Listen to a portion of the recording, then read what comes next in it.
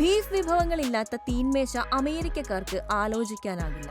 എങ്കിലും ബീഫ് ഇല്ലാതെ ക്രിസ്മസും ന്യൂ ഇയറും ആഘോഷിക്കേണ്ട അവസ്ഥയിലാണ് അമേരിക്കക്കാർ ഇത്തവണ.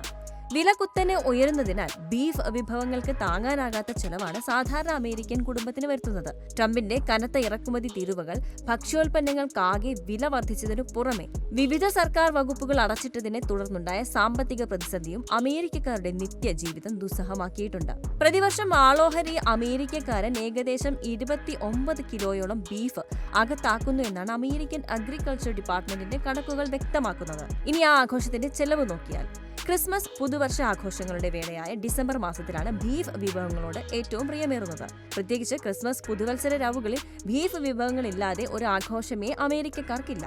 സാധാരണ അവധിക്കാലത്ത് അമേരിക്കയിലെ ഹോട്ടലുകളിലും റെസ്റ്റോറന്റുകളിലും ബീഫ് രുചികൾ ഒരുക്കുന്നതിന്റെ തിരക്കുകളിലായിരിക്കും. ബീഫ് വിഭവങ്ങളിൽ വിലക്കൂടുതൽ കാരണം വൻകിട ഹോട്ടലുകൾക്ക് അതിൽ കൈവയ്ക്കാൻ അത്ര ധൈര്യമുണ്ടാകില്ല.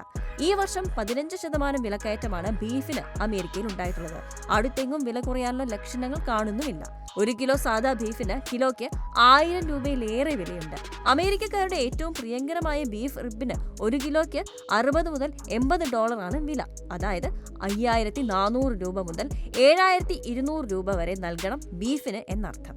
സ്പൈസസ് ഉൾപ്പെടെ അനുബന്ധ ചേരുവകൾക്കെല്ലാത്തിനും വില കുത്തനെ ഉയർന്നതിന് പുറമെയാണ് ഈ ഒരു വിലക്കയറ്റം എന്നുള്ളതുമാണ് എടുത്തു പറയേണ്ടത്. ഇതെല്ലാം സാധാരണക്കാരുടെ ആഘോഷവേളകൾ ചിലവേറിയതാക്കുമെന്നതിൽ സംശയവുമില്ല. ബീഫ് വില വർധനയിൽ വരൾച്ചയും അമേരിക്കക്കാർക്ക് വിനയായി എന്ന് വേണം പറയാൻ.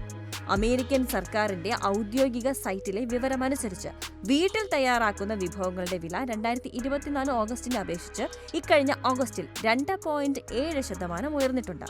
ഹോട്ടൽ ഭക്ഷണക്കാർക്കാകട്ടെ 2024 ഓഗസ്റ്റിലെ വിലയേക്കാൾ 3.9% വർധന ഉണ്ടായി. പ്രസിഡന്റ് ഡൊണാൾഡ് ട്രംപിന്റെ ഇറക്കുമതി തീരുവ ഉയർത്തലിനെ തുടർന്ന് ഏറ്റവും കൂടുതൽ ബീഫ് ഇറക്കുമതി ചെയ്യുന്ന ബ്രസീലിൽ നിന്നെത്തുന്ന ബീഫിന്റെ വില കുത്തനെ ഉയർന്നത് കാര്യങ്ങൾ അവതാളത്തിലാക്കിയിട്ടുണ്ട് എന്നും പറയണം. ഇന്ത്യയുടേതുപോലെ അമേരിക്ക ഏറ്റവും കൂടുതൽ ഇറക്കുമതി തീരുവ ഈടാക്കുന്ന രാജ്യമാണ് ബ്രസീൽ. 50% ഇരു രാജ്യങ്ങളുടെയും തീരുവ. അമേരിക്കക്കാർക്ക് ബീഫ് എന്നത് പശുവും കാളയുമാണ്. എന്നാൽ ഇന്ത്യ പ്രധാനമായും വിദേശങ്ങളിലേക്ക് കയറ്റുമതി ചെയ്യുന്നത് എരുമ, പോത്ത് എന്നിവയുടെ ഇറച്ചിയാണ്.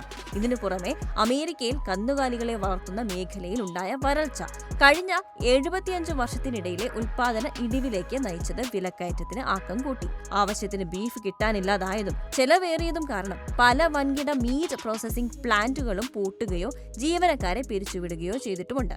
നവംബറിൽ ബീഫിന്റെ വില പിടിച്ചു നിർത്താനുള്ള ശ്രമങ്ങളുടെ ഭാഗമായി ട്രംപ് അർജന്റീനയിൽ നിന്നുള്ള ഇറക്കുമതിക്ക് ഇളവുകൾ നൽകിയെങ്കിലും അത് കാര്യമായ ഫലമൊന്നും കണ്ടില്ല. അതായത് ട്രംപ് മറ്റു രാജ്യങ്ങളെ ചൊൽപ്പടിയിൽ നിർത്താൻ കൈക്കൊണ്ട കനത്ത ഇറക്കുമതി തീരുവ നയം അമേരിക്കക്കാരുടെ ജീവിത ചെലവ് കുത്തനെ വർദ്ധിപ്പിച്ചു എന്നത് അദ്ദേഹത്തിന് സ്വയം സമ്മതിക്കേണ്ടി വന്നിരിക്കുകയാണ് ഇപ്പോൾ. ട്രംപ് അനുകൂല റിപ്പബ്ലിക്കൻ ചാനലായ ഫോക്സ് 13 നൗവിന് പോലും ബീഫ് ഉൾപ്പെടെയുള്ളവയുടെ വിലക്കയറ്റത്തെക്കുറിച്ച് പറയേണ്ടി വന്നതും അതേ തുടർന്ന് തന്നെയാണ്.